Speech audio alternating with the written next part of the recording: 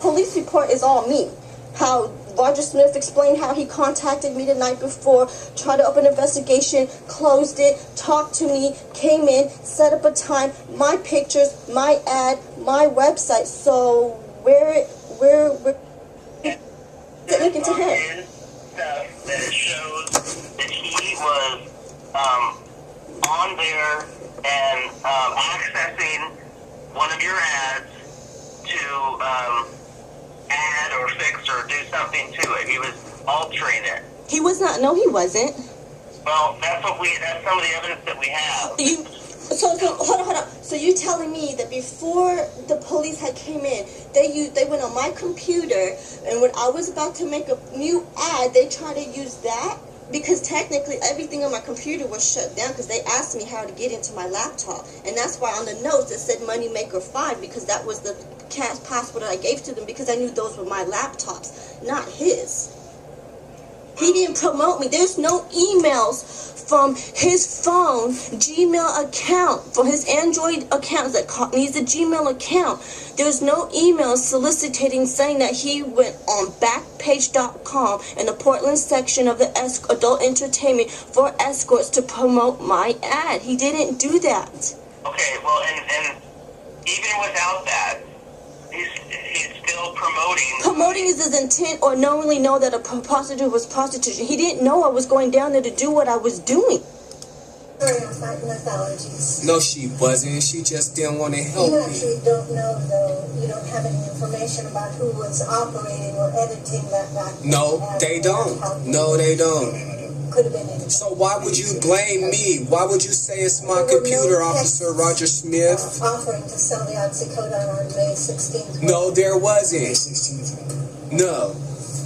So how did I get charged? Actual arrest of Mr. Johnson. And why was my motions denied? No, sir. Excuse me. That's right, I get that a lot. I apologize. No problem. Okay. So you don't know where he was transported after he left the... And I told him I was sick. They rushed the bathroom because I was throwing up. Was he? He knew I was sick because he took me in the elevator and I told him I was sick. This is ridiculous. Really ridiculous. Are you the person who found the oxycodone? Yes, he was. Look what he said. Remember if I did find it, I should. Why? You the leading detective, Roger Smith. You the leading detective, and you gotta look back into your notes. Didn't you write that you found it in Jessica's purse on your police report? How can you forget that so fast? This is how I know they hate me, you know, and this judge let them get away with looking at their notes. But I couldn't produce none of my evidence. Thank you.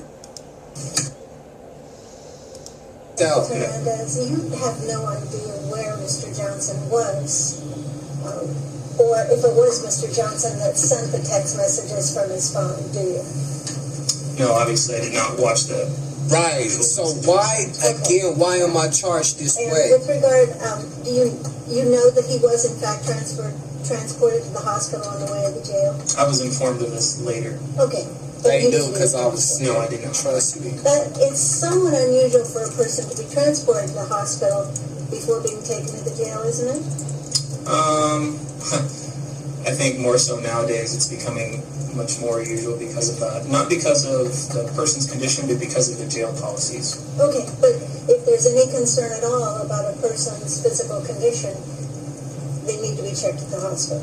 Correct, yeah. It could be depending on use of force, like specifically if we use a taser, that person Which didn't happen. Professional. Not that it's life-threatening or that their physical condition is that they're unable to do anything or they may be just fine, but it's just because of that policy they are required to be evaluated first. So. But in this case, when he was brought out of the closet, to use that turn of phrase, you wouldn't say it was You hear the laugh in the back? Oh no, definitely not. And in fact, although guns were drawn, I guess this is Poor black man scared of the police. Shot at him, That's correct. Okay. I would have hit too. Correct. Just like I do. He did throw up when you were talking to him? He did, yes. Why would I just throw up for like 2 or 3 minutes? Yeah, I specifically remember him saying that was a common thing for his condition. I never said that. I never ever said that because I didn't know I had a condition. I thought that I was a diabetic. I think you mixed up there. Go ahead and have a seat, and what the state needs to do is fill in some facts for you. Thank you, Your Honor. If this had gone to trial, the state would produce evidence that on or about May 16th of 2014, at a location at the Shiloh Inn of 3304 Market Street, Northeast, room number 419, which is within Marion County, the defendant was in a hotel room with his wife, Jessica Johnson. There had been an agreement between Ms. Johnson and an undercover officer to engage in sex for money.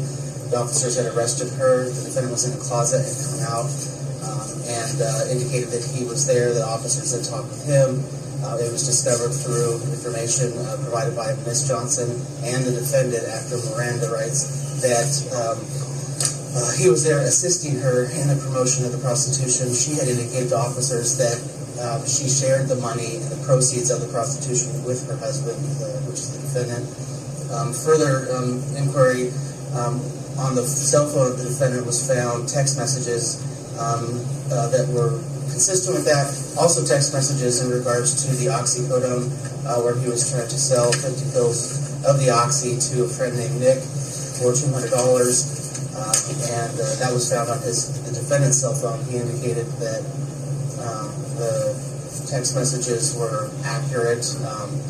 We still don't know who Nick is, but that he had it was a constructive delivery in that location based on the fact that he still had the cash. The oxy pills were found in the room in his wife's purse. There's a valid prescription for the defendant, but he, of course, can't sell those, and that's what he was attempting to do. So the totality of circumstances would show that he was actually delivering oxycodone, a constructive delivery, on or about that time. The text message was the day before, as you heard in the motion. I think that would be sufficient for those pleas. In regards to being 1,000 feet of school, it was within 1,000 feet of Hoover Elementary School within this county. All right.